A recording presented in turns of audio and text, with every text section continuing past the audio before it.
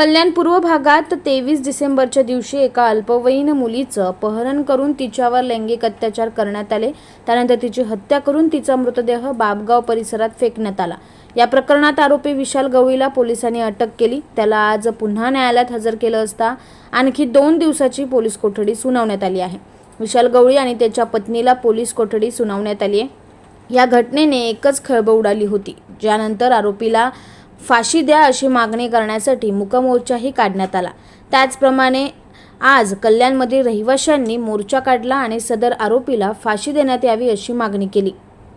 या प्रकरणातला मुख्य आरोपी विशाल गवळी फरार झाला होता। पोलिसांनी आधी त्याच्या पत्नीला अटक केली आणि त्यानंतर त्याला शेगावहून अटक करण्यात आली। या प्रकरणी दोन्ही आरोपींना कल्याण न्यायालयात हजर करण्यात आले होते। आरोपीच्या वकिलांनी कोर्टाकडे MCRची मागणी केली होती, मात्र न्यायालयाने आरोपी विशाल गवळी आणि पत्नी साक्षी गवळीला 2 दिवसाची पोलीस कोठडी सुनावली आहे। तपास अजून पूर्ण व्हायचा आहे असं पोलिसांनी सांगितलं। त्यानंतर पोलीस कोठडीत वाढ करण्यात आली। लैंगिक अत्याचार आणि हत्या प्रकरणात मृतदेह फेकण्यासाठी वापरलेली बॅग, मोबाईल, सिम कार्ड हे जप्त करायचं आहे असंही पोलिसांनी सांगितले। ज्यानंतर न्यायालयाने या दोन्ही आरोपींची पोलीस कोठडी 4 जानेवारीपर्यंत वाढवली आहे।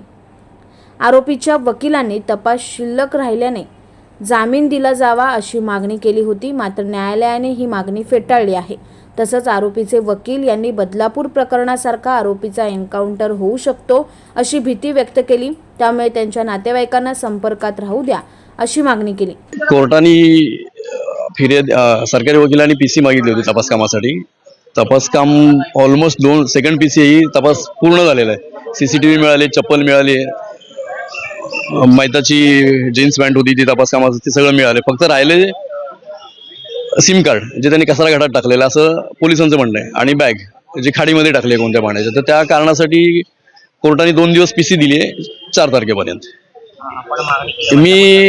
बदलापूरचं कसं झालंय की आता सेकंड PC आहे, प्रोग्रेस तर 30 रिमांड रिपोर्टमध्ये दाखवतात की एवढे झालेले।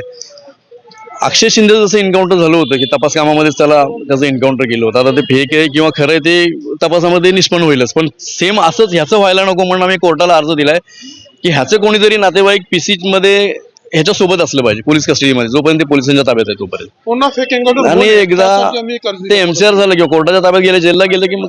मात्र आम्ही न्यायालयाला याबाबत नकार द्यावा अशी मागणी केली, कारण कायद्यात अशी कुठलीही तरतूद नाही असं फिर्यादीचे वकील नीरज कुमार म्हणाले आहेत। नक्कीच आरोपीच्या वकिलांनी त्या ठिकाणी भीती दर्शवली कोर्टापुढे।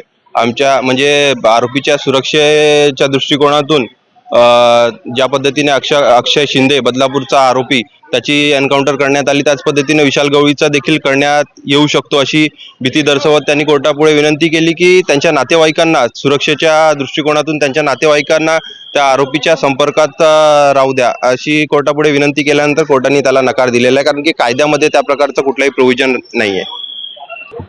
आता पोलिसांचं जे त्या ठिकाणी मागणी होती की जे मोबाईल आरोपीने कसारा घाटात कुठेतरी सिम कार्ड काढून मोबाईल फेकून दिलेला आहे, आणि ज्या बॅगमध्ये मुलीचा मृतदेह त्या ठिकाणी घेऊन गेलेले ते बॅग अजून सापडलेला नाही, आणि ते मोबाईल त्याचबरोबर अनेक पुरावे, कॉल रेकॉर्ड असतील, आरोपी क्रमांक 2चे CDR असतील, ते या ठिकाणी निष्पन्न झालेले नाहीये।